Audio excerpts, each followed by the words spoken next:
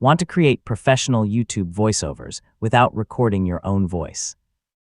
In this tutorial, I'll show you how to use Murf AI for YouTube videos in 2026, from writing your script to generating audio that's ready for editing. First, sign into your Murf AI account and create a new project. Once the editor opens, you'll have a workspace where you can write or paste the narration for your YouTube video. Next, paste your script into the text editor. Yeah, for longer videos, it's a good idea to divide your script into smaller sections or scenes.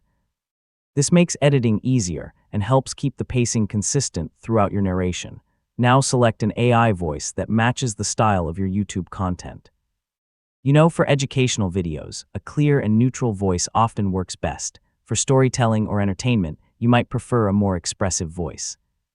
Preview several options before making your final choice. After selecting a voice, adjust the available settings if needed.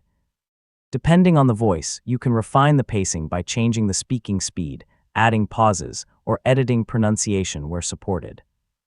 These small improvements can make your narration sound much more natural.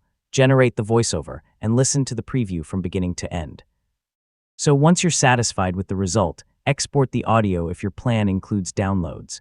You can then import the file into your favorite video editing software and sync it with your visuals.